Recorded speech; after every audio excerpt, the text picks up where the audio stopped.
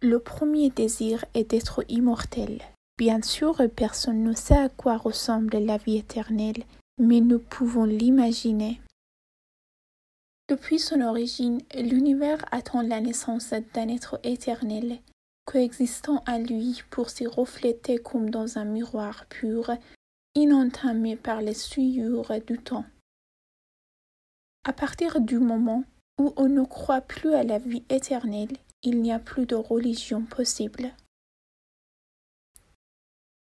Toute espèce animale, aussi évoluée soit-elle, peut être transformée en une espèce apparentée, reproductible par clonage et immortelle.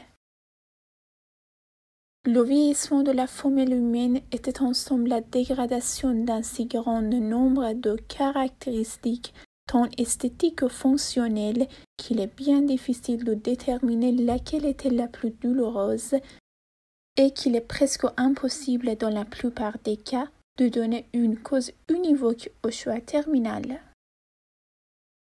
Je n'avais aucun doute sur le fait que les difficultés mineures empêchant actuellement le clonage humain seraient tôt ou tard levées. Depuis des milliers d'années, toutes les cultures humaines étaient empreintes de cette intuition plus ou moins formulée d'une relation indissociable entre le sexe et la mort. La mort est difficile à comprendre. C'est toujours à contre-cœur que l'être humain se résigne à s'en faire une image exacte. Tous les hommes que j'ai connus étaient terrorisés par le vieillissement. Ils pensaient sans arrêt à leur âge. Cette obsession de l'âge commençait très tôt. En réalité, l'homme a toujours été terrorisé par la mort. Il n'a jamais pu envisager sans terreur la perspective de sa propre disparition, ni même de son propre déclin. La disparition des tourments passionnels laissant en effet le champ libre à l'ennui, à la sensation de vide, à l'attente angoisse du vieillissement et de la mort.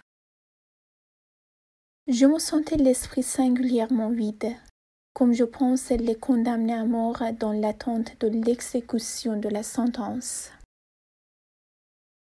J'avais grandi, j'avais vieilli dans l'idée de la mort et dans la certitude de son empire.